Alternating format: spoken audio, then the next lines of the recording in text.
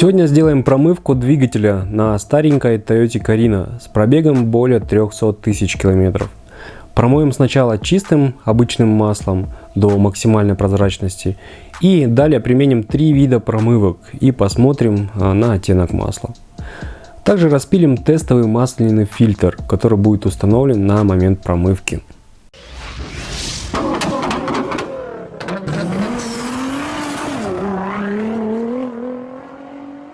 Здравствуйте, дорогие зрители! Наконец я снова с вами.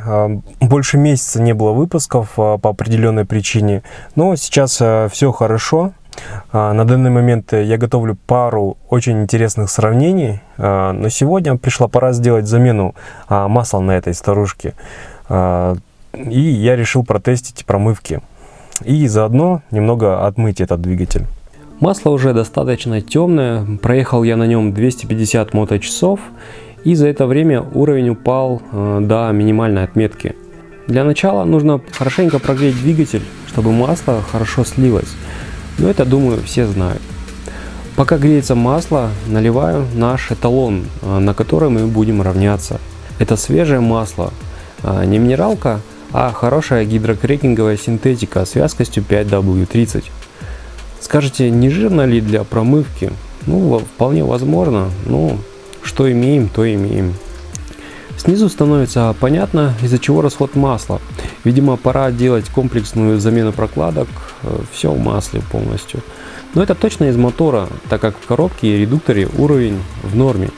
Также увидел, что пыльник порвался, на днях нужно поменять будет. Двигатель уже достаточно прогрелся. Ради интереса замеряю уровень шума на прогретом двигателе. Потом сравним, будет ли разница на свежем масле.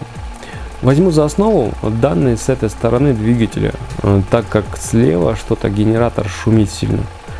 У нас получается что-то между 79 и 80 дБ. Процесс слива элементарный. Для новичков скажу, что будьте аккуратны, так как масло может быть очень горячим. Достаточно темное масло, но мне кажется, еще 1000 или 2 оно бы выдержало в таком режиме. Но я не привык ездить до последнего, но на этой машине до меня, видимо, так и ездили, потому как двигатель достаточно грязный внутри. В первую очередь это видно под маслозаливной крышкой. Жалко, нет возможности поглубже глянуть в двигатель, но вскоре буду вскрывать крышку, менять прокладку, заодно и посмотрим. На самой крышке никаких отложений нет, все чистенько. Масла использовались здесь недорогие и менялись они примерно каждые 5-6 тысяч километров. Но, как вы знаете, 5000 по городу могут быть разными. После 5 минут масло продолжало течь. Я решил немного прокрутить стартером, но это не особо спасло ситуацию. Много масла не вылетело, а через минуту струя снова возобновилась. Я решил просто подождать немного.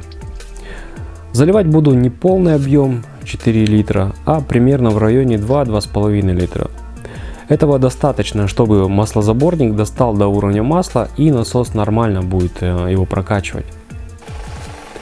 После 10 минут сравним работу отработки и свежего масла 5W30. Ну, в принципе, то же самое. Все те же 80 дБ. Немного подниму обороты, чтобы все хорошо промылось, и приступим к сливу. Хорошо этот раз прогрел, даже масляный пар появился.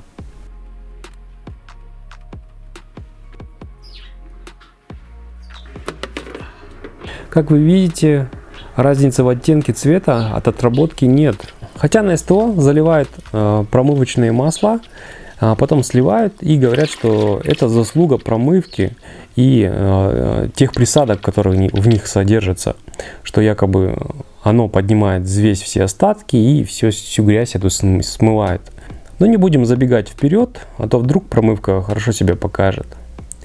Налью в баночки наши масла для большей наглядности, позже сравним все. Далее снова заливаю чистое моторное масло и повторяю весь цикл.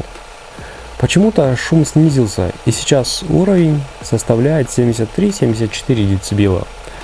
Хотя масло одно и то же. Видимо, свежее масло о себе дает знать. Предварительно сравнив отработку и первую промывку, разница все же немного есть, но она незначительна. Честно, и вторая промывка меня не сильно обрадовала. Масло все так же слилось черное, хотя немного лучше отработки выглядит. Далее я произвожу третью промывку чистым маслом. Ну вот тут уже видно результат наглядно. Масло стало гораздо светлее. Теперь можно начинать применять настоящие промывки. Откручиваю фильтр, можно, конечно, и рукой, но рядом горячий катализатор. Ключом легко это все проделываю и вместо мана закручиваю недорогой, но не совсем плохой СКТ-шный фильтр. Он будет тестовый на момент промывки. Вдруг все начнет отмываться, и потом мы посмотрим на всю эту грязь на шторах бумажного элемента распиленного фильтра. Далее заливаем многим знакомую промывку на минеральной основе. Сразу надо подметить, что цвет ее гораздо темнее предыдущего свежего масла. Так что надо об этом помнить. Достаточно хорошо прогреваю двигатель. Хоть и сказано на канистре не давать двигателю нагрузку на этой промывке, я все же немного подниму обороты, в надежде, что это масло хоть немного да отмоет шламовые отложения. Также указано, что мотор должен на ней работать 10 минут, но я грел около 20 минут. На мое удивление, масло сливается практически таким же, каким и было залито. Делаем вывод, что данная промывка ничем не отличается от обычной минералки, которую можно дешевле купить и промыть двигатель также. Далее заливаю чистое масло 5W30 с 10-минутной промывкой от Manola. Посмотрим, а будет ли толк от нее. Прогреваю минут 15, опять больше регламента. Сливаю, и пока непонятно, различается ли сильно оттенок. Но масло вроде бы не почернело. Мне кажется, также осталось. Далее на очереди 5-минутная промывка от Lavra. Также заливаю все вместе. Внутри все, конечно же, перемешается. Запах, конечно, едкий у Lavra. Напоминает керосин немного. Хоть это и 5-минутка, я решил хорошо прогреть и дать шанс этой промывке. Грел я опять же около 15 минут.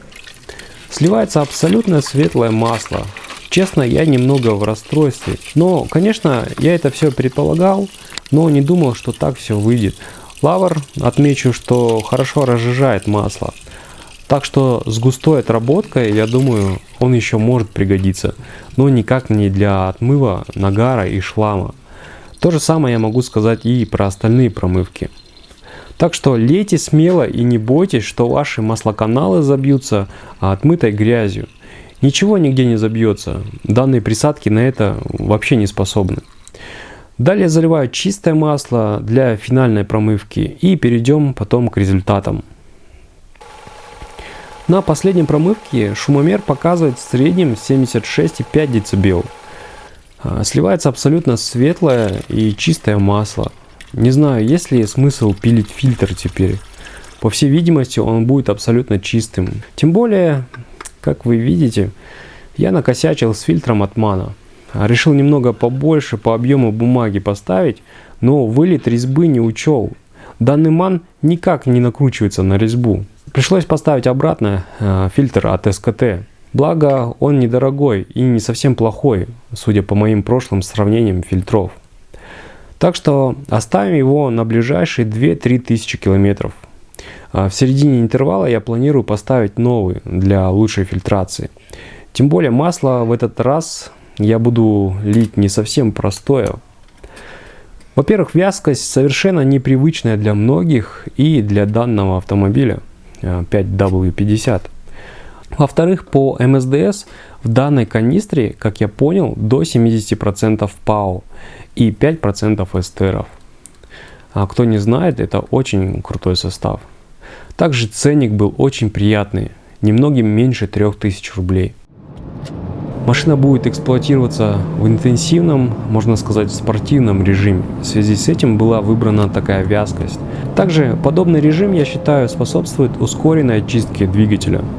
А ПАУ и эстеры дадут маслу запас по прочности, а мне дадут уверенности, что данное масло не подведет. Мне, в принципе, нравится, как работает двигатель. Возможно, из-за высокой горячей вязкости снижается некоторый звонкий акустический шум, который раньше присутствовал. Может, конечно, это и самовнушение. Позже замерю шум на хорошо прогретом двигателе и посмотрим. А сейчас давайте посмотрим наши результаты по промывке. Я думаю, что все очень очевидно. Первая баночка – это наша отработка. Далее идет чистое масло, которым мы промывали 3 раза. Это вот 3 баночки. Далее промывка в канистре, более такая темная. Потом 10-минутка от Манола и 5-минутка от Лавра. Предпоследняя баночка – это была последняя промывка чистым маслом. Последняя банка – это наш эталон. Надо отметить еще раз, что промывка, которая была в канистре, была на минеральной основе. И она была значительно темнее, чем другое промывочное масло. Так что чернота – это не показатель работы промывки. На следующий день утром замеряю шум. И на холодную он составляет в среднем 85 дБ. После 30-километровой поездки замеряю снова уровень шума. Так, и в среднем показатели равны 75 дБ. Ну, в принципе, разницы особой нет, что 5W30, что 5W50. Одинаковый уровень показал. Я думаю, выводы дополнительные уже не нужны. Мы их сделали по ходу данного выпуска. А уже в следующем видео будет привычное для многих сравнение моторных масел. Так что, кто ждал, не расстраивайтесь. Скоро все будет. Также на всякий случай оставлю ссылки для подробного ознакомления с данными продуктами, которые были сегодня в выпуске. Может, кому это пригодится. Пишите свое мнение в комментариях. Буду рад очень вашей оценке по данному видео. И обязательно подпишитесь на канал, если вы этого еще не сделали, так как впереди у нас будет очень много интересного. Всего вам хорошего, друзья. Спасибо за внимание. Всем пока.